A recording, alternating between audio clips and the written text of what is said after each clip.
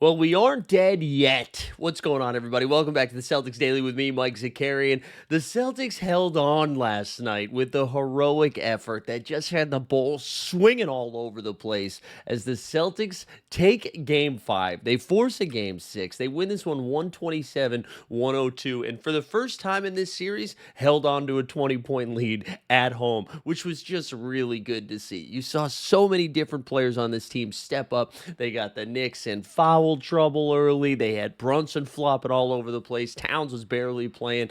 The one thing we did see was Mitchell Robinson hit free throws. If you told me Mitch Rob was going to be almost perfect from the line and that we get the W, wouldn't have seen that coming. There was a lot of adjustments that were made by Missoula last night, some that were forced upon him because of Tatum, some that were actually just adjustments that probably needed to be made a couple of games ago, Joe, like the Luke Cornett minutes. But wow, just a big time W from the Celtics. Let's hit some of these stats here, and let's start with our main guy, Jaylen Brown, who again, time and time again, steps up. And there was just so much dialogue, so much conversation. Oh, JB's overrated. Wouldn't it be nice if he could dribble with both of his hands? Jaylen Brown, multi-time All-Star. I believe he's been a third-team All-NBA guy at least one time.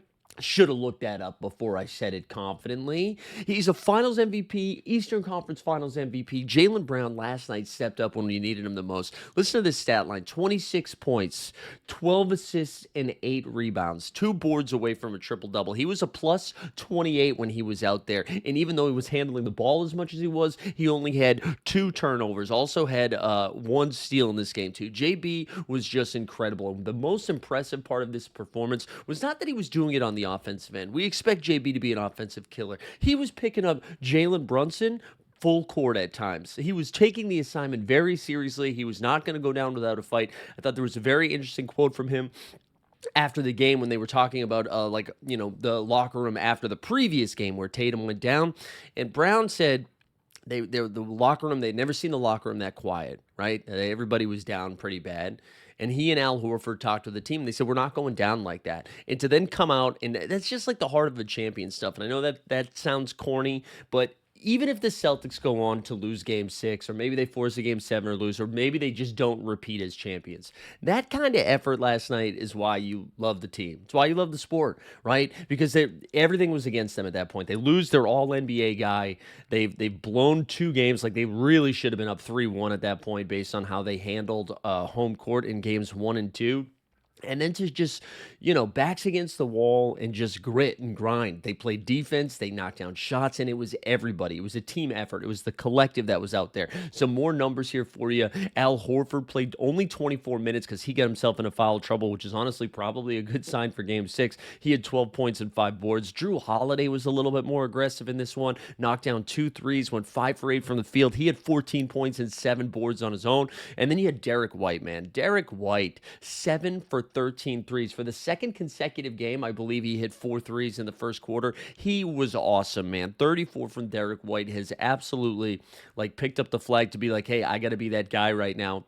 And just this offensive threat, doing it on both ends. Again, defending his ass off as well. So shouts to Derek White, that whole team. And then, let's talk about the bench here for a second. Peyton Pritchard finally getting a little bit more minutes. PP played 39 minutes last night. And that's something we were talking about in previous games. Why is Joe Mazzulla not unleashing the Pritchard? Pritchard has had pretty good success against the Knicks this season. And then last night, he took 14 threes, which is an insane amount. Knocked down 5 of them. Had 17 points and 5 boards.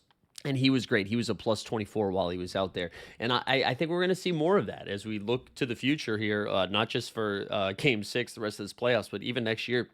Pritchard's going to have to be that guy. And what I love, too, the return of Sammy Hauser, baby. Sammy Hauser made his return. He played 15 minutes. He knocked down 2 threes. But this was my favorite thing about the night. Multiple times. And and if you've been watching the Celtics, you know this is a thing that happens. The defenders see a smallish white guy, whether it's Peyton Pritchard or Sam Hauser, and they put him in every single action they can. They try to attack him over and over and over again. But what they do not know is that Sam Hauser and even Peyton Pritchard can hold their own defensively. We saw OG attack Hauser a couple of times unsuccessfully. They just continue to shuffle their feet, stay in front of their guys. And again, it was just I don't want to overuse the word heroic, but it was a heroic effort from the team to just kind of stay alive. So we're going going back to New York, baby. We're going back to the Bing Bong Bros. Game 6 will be tomorrow night. It'll be a Friday night in New York City. I don't know if you guys saw this too. There was a clip going around, and there was a bunch of fans on 7th Ave that were doing like a watch party for last night's game, and they're all doing their like celebration stuff. So they're filming all their videos. I think what are you guys doing? What are you doing? You lost. You know, I don't. It felt like real happy to be here energy that you're still making your TikToks, being like Bing Bong while you're taking an L. I mean, listen, I'm not even saying I hate the TikTok videos. I think they're pretty funny. You just wait till you win a game, though. Take this seriously. You lost last night. You like Timothy Chalamet traveled all the way to Boston, and you laid an egg, and now you're gonna make a Bing Bong video? Come on, wake up. Let's talk about one of the biggest adjustments that were made yesterday. Kristaps Porzingis. KP, I don't know what's going on, man. Joe Mazzulla after the game said that Porzingis was having trouble breathing, and so that he was still technically available in the second half, but only if necessary. But here's the thing, man. If you're not breathing, I don't know if you should be playing the second half, even if it's a close game. He only played 12 minutes, played 12 all in the first half, went 0 for 3 from the field, 0 for 2 from 3. He had 1 point, 1 rebound, 1 block. This has been so clear for the last 3 games, right? I understand why you're going back to Porzingis, all-star caliber guy. He really unlocks the offense and protects the rim on defense. I get it. I get why you're doing it. But we have had enough of a sample size this postseason that KP's not 100%. He's not. And Luke Kornet in his minutes has been super effective. I think we talked about it 2 videos ago. Like, unleash Luke Kornet. We're at the point where Luke needs to be taking KP's minutes. In the second half, the tweet notification went out. Luke Kornet starting the second half over Kristaps Porzingis. And then Luke K, the Corn Hub, as I'm calling him. We're coining that trademark. Let's get some merch up and running. Kornet goes out there, plays 26 minutes. My guy had 7 blocks in the game. I believe 5 of them all in the third quarter. Finished the game with 10 points, 9 rebounds, 7 blocks. He was a plus 20 out there. He was super effective on the defensive end. He had like help side defense. There was a really interesting possession where the Knicks got the ball. I believe it was on a missed shot. I think Cat gets the rebound right under the rim. Looks like it's an easy layup, and Kornet comes from behind, swats him. The Celtics in general, right? Listen to this. You had a block from Al Horford. KP got a block. Derek White had 3 blocks, and then 7 from freaking Luke Kornet. So they finished the game with 12 blocks. The other thing that we were talking about that we were nervous about, because we knew no Tatum, who was their best rebounder. We knew Al was going to be a little dinged up just because he's old. Celtics had 44 boards. The Knicks, on the other side, had 40 rebounds. They out-rebounded the Knicks last night. And now part of that was the just insane foul trouble of Karl-Anthony Towns and Jalen Brunson. But Mitchell Robinson had 13 boards. And then after that, they kind of dominated. So for the Celtics to win the rebound battle, they also had 12 offensive rebounds, which matched the Knicks' offensive rebounds. Like that right there just shows you the swarming they were doing. Because when you're down your big guys, you're down Tatum, like it needs to be gang rebounding. It's going to be a group effort. This is a group project where everybody needs to hold their own weight. And Luke Kornet was like, let me take you home. So there just really impressive stuff from Luke Kornet and the bench mob. And I expect we see more of that. Now, the Knicks, I'm sure, will have some adjustments here. And you can't bank on Luke Kornet having 7 rebounds. I mean, 7 rebounds. You can't bank on that. 7 blocks a game. I don't think that's sustainable.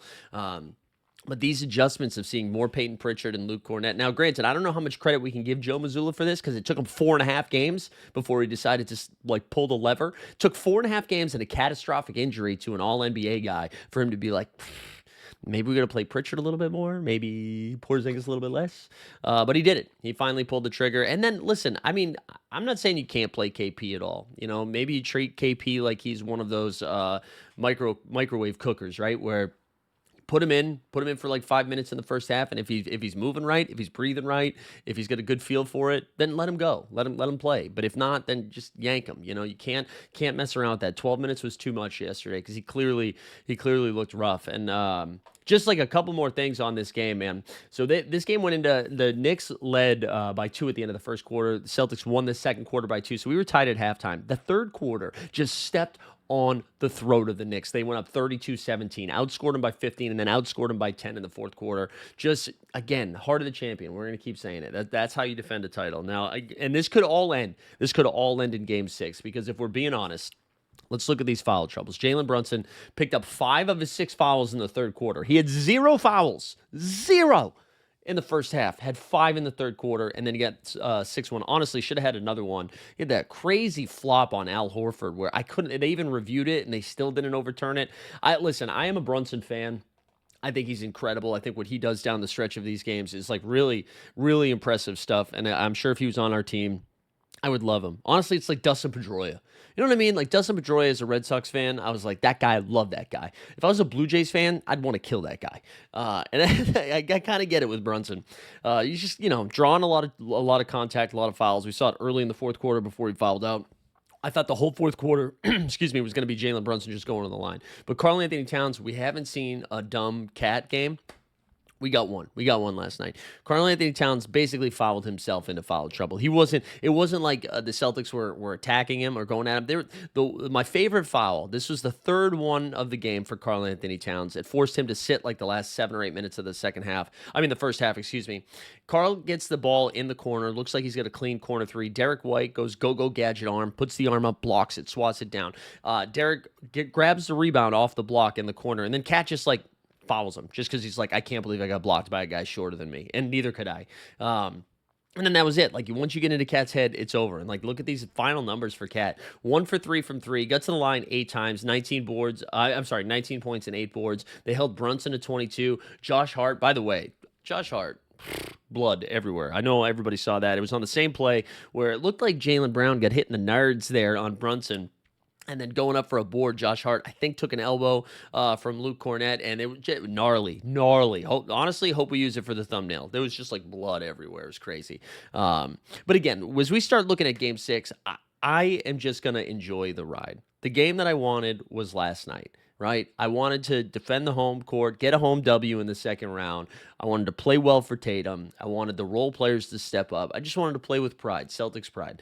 And that's what they did last night. If they go into Game 6, and they get beat in a close one, I think I'll be okay. Obviously I'm not rooting for that, but like they did what they were supposed to do last night, and I feel it would have been brutal if they just rolled over and died into the offseason, And the other thing that I'll say is like there's no pressure on them now. They're not supposed to win this series.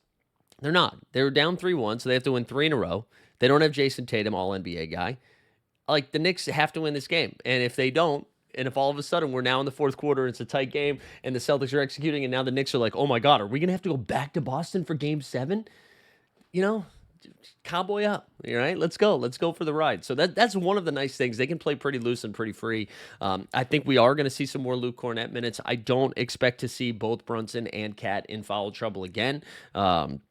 But we'll see. We'll see how they attack it.